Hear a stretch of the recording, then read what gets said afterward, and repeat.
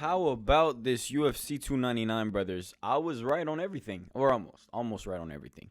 I have to make this about me because this is what we do as selfish human beings. We make other people's accomplishment about ourselves. And I was right on almost 90% of my prediction, guys. Are you happy? So Kyler Phillips won against Pedro Munoz. He's very good, man. He's impressive. Mateus Gamrot won against Dos Anjos. Almost got knocked out, but decent enough performance. Good wrestling. Reminds me a little bit of like a 155er Colby Covington. Very good pace and grappling. Macy Barber is very thick and good at fighting. Curtis Blades, impressive. Jelton Almeida gotta work on some striking, to be honest. And like just the awareness on the feet is important if you're gonna be an MMA fighter. You can't just hope and pray you're gonna get a takedown every time you fight, especially against like a guy like Curtis Blades, who's so well knowledgeable on the ground, knows how to defend takedowns, and also understands positioning, like where he can throw strikes. And that was just beautiful. I mean, he got ragdolled the first round, and then the second round just shoots a lazy takedown, stays there. I don't know. He hold his legs and just stayed there for 5 minutes or something. Okay, maybe not 5 minutes, like 45 seconds. He's just getting hammered with hammer fist, and just he didn't move. I don't know. I'm getting hit one time on the side of my head. I'm thinking to myself, I got to get out of here somewhere, somehow. But he just stayed there and endured like 14 hammer fist. So you get what you get. So yeah, pretty nice prelims. Then on the main card, you sleep well when Petr Yan wins a fight. You just sleeps well. He deserved that one. And I know I predicted Song Yadong to win by TKO, and like I had a gut feeling, and the first round wasn't looking very good for Petr Yan. He was looking a little gun shy, in my opinion, in that first round. But then you could tell that, each minute of the fight progressed. He was getting more confident, and he was getting that groove back. And you could also tell that Song Yadong is a very dangerous guy. Like throughout every single minute of that fight, every exchanges, Yan was fearing him a little bit. You could tell like he didn't want to get clipped with anything, which is obviously it's understandable. But Song Yadong is fearless. Like you could tell he just wants to fight, but he was a little technically inferior to Petr Yan in certain exchanges, and obviously the takedown sealed the deal in the third round. I was like thinking to my head, they might try to rob this man again.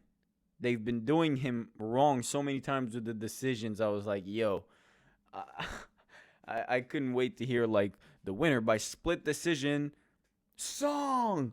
Then Yan just like crumbles into tears and like just gives up on life, because that's what I would do, to be honest. Jack Della Maddalena. He was losing the fight, boys.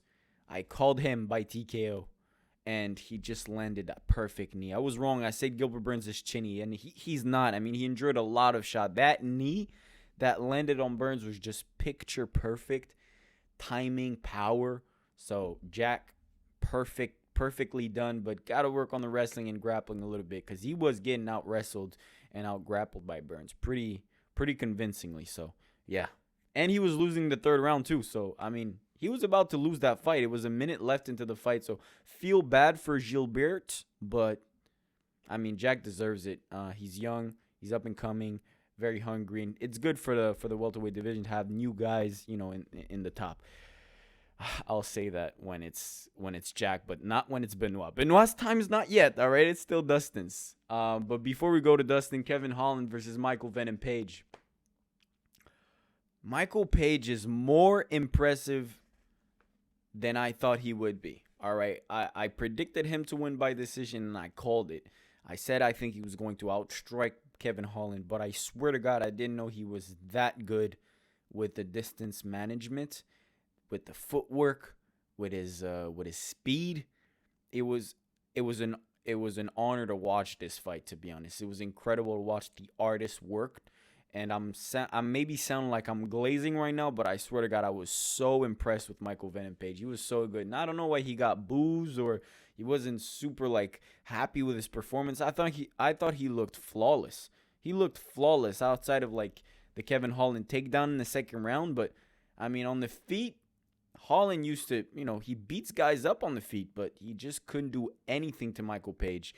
He could do more to Wonderboy. I mean, he landed a shot on Wonderboy and dropped him. Michael Page didn't get touched.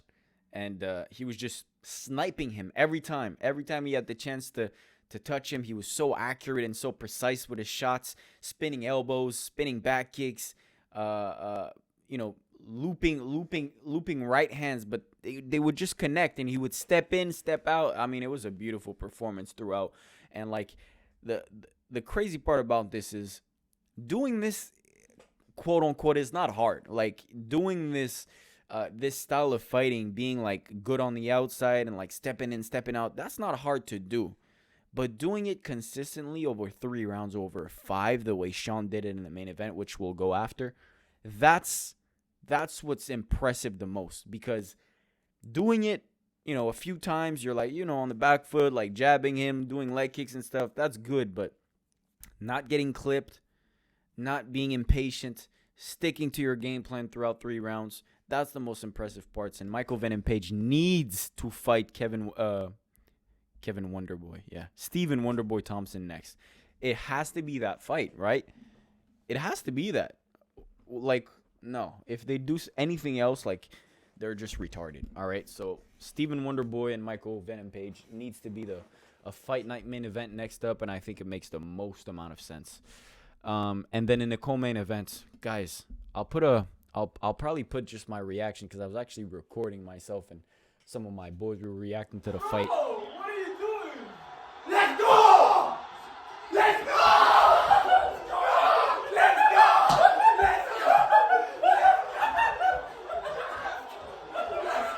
It was impressive. It was impressive to see Benoit Saint-Denis doing what he was doing in the first round. But after every exchange, I was like, he's going to gas out. He's not realizing that this is a 5-round fight, all right? This is not your regular guy that you're fighting as well, a guy who's been battle-tested, who's been in wars so many times. So as the first round was coming to a close, I was like, yeah, he's getting whooped right now, Poirier, but I'm not losing any confidence over my picks. I'm not losing any confidence over Dustin overall, because I knew that as the fight would progress, there was no way Benoit would keep that pace. And he was being so reckless that he would leave openings for, strikes. So that's exactly what happened. I mean, in the second round, Benoit Saint-Denis tried to grapple, and then as Dustin Poirier got back to his feet, you could tell he wasn't as energized as the first round. He was starting to gas out. His strike was being more and more predictable, lazy kicks, and then Dustin just catched him. But he catched him and then still tried to jump the guillotine. Guys, I'm not against guillotine. I'm not against them. Like, yo, jump them if you believe in yourself. Like, I'm not, it is what it is. Do what you want to do. Do what you trust yourself to get. And like, I saw his stats this morning. It was like Dustin has never even get a win by guillotine, but he still has the most probably guillotine attempts in UFC history and the most guillotine failed attempts in UFC history, but he still tries them. And I'm not going to knock him for doing it, because he's definitely very like confident in himself to do that. So like, keep doing it. If maybe it makes the opponent fear the takedown a little bit. He doesn't want to jump in as reckless, but when you have the guy rocked, that's the only time where I'm like, yeah, you're just retarded. At this point, the guy was wobbling, and then he still tried. I swear he was like, I should jump on it right now. And he realized, nah, I'm not that IQ retarded. And he just decided to punch him in the face and finish him. Like, that was the game plan. That was the way to do it, and he did it absolutely perfectly. So, that knockout was absolutely vicious and brutal. Maybe it was Benoit's staph infection, or maybe that's just the way he fights all of his fights. But you have to pace your energy and have a game plan that, okay, if plan A doesn't work, if I don't knock him out in the first round, all right, how do I survive 5 rounds against Dustin Poirier? And he felt he wasn't prepared and felt like just wouldn't have been ready for that either way. Like, he got caught in the second round, but like, imagine the third, fourth, fifth. It would have been a brutal fight for Benoit. So it's kind of almost like a blessing in disguise for him, because remember what Dan Hooker endured during that 5-round fights? I think Benoit would have endured even worse throughout the fight. So now, knowing that Jan and Dustin Poirier got a got a great victory. I'm very happy. I mean, yeah, the sleep was well. I had some beautiful dreams. So, the main event, Sean O'Malley versus Marlon Vera. I called this too, and I think we all did deep down inside. If you were a Marlon Vera fan, I understand. You know, I am a Marlon Vera fan too. I like the guy, but deep down inside, I think even you knew that Sean O'Malley was the better fighter. He was the better striker, and the fight was obviously going to be played out on the feet because Marlon Vera just never shoots for takedown for some reasons. But Sean O'Malley's just the better striker, and he showed that, and he absolutely shut him down throughout 5 rounds.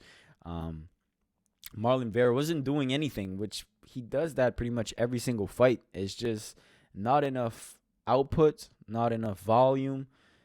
He relies on like big shots to win moments, and I don't think it's a good game plan to have against some of the best strikers in the division. You cannot just tell yourself, I'm gonna knock him out once, I'm gonna land that one shot and knock him out, because against guys like Corey, against guys like Sean, they're just gonna make a fool out of you, run around the octagon, snipe you, and like I said before, I don't want to make it seem like it's easy for them to do that, because I'm bringing it back to Michael Venom Page. Doing this consistently for 5 rounds is the hardest part. If you're sparring a guy for 3 rounds, for 3 minutes, 1 round or 2, and like you're sniping him on the outside, and you're like, yeah, I was good on the outside, and I was like able to outstrike him. Doing that for a few minutes is fine, but doing this consistently over 5 rounds is very hard. And like not getting clipped, not getting tagged with anything, is very, very hard. So for Sean O'Malley to do this is very impressive. And that's the thing, though. For Marlon Vera, that game plan is just wrong.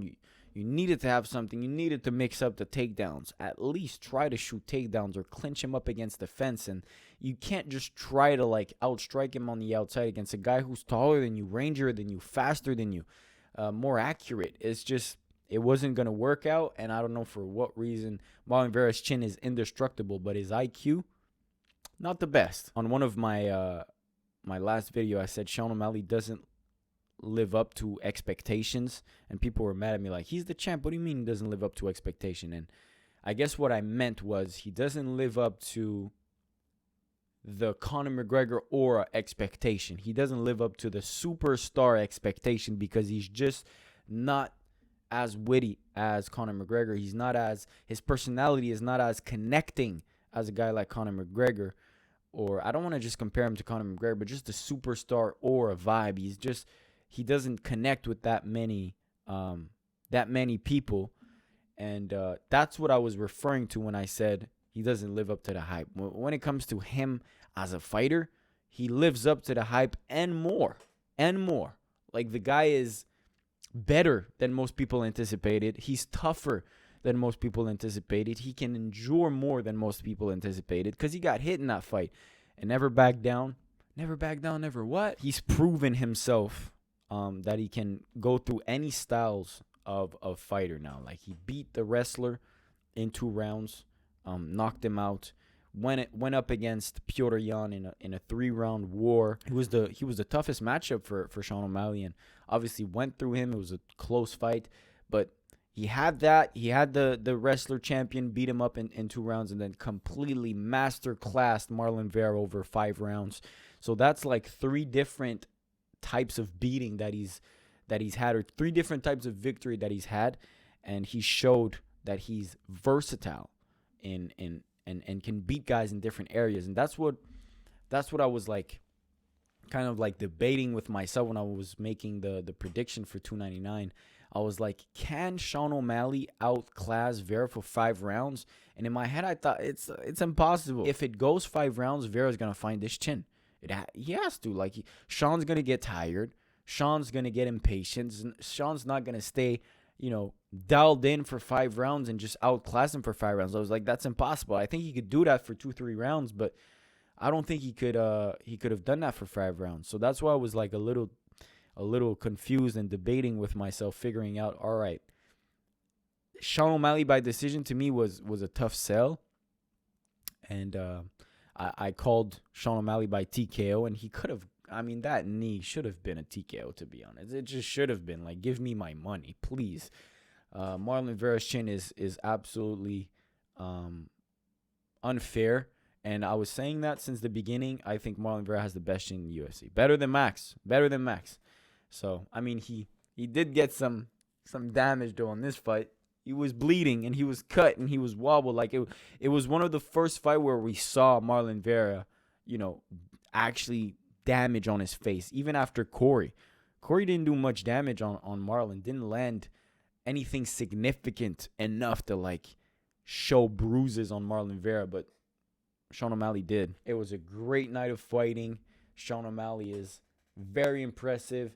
Dustin Poirier should fight for the title. Nah, I'm just capping. All right. The whole rumors of him fighting Islam is kind of crazy. I think,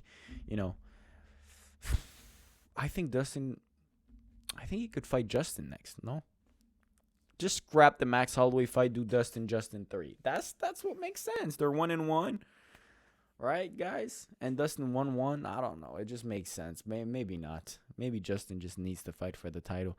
It leaves the lightweights kind of in a weird situation right now. I'm excited to see what they do with that division.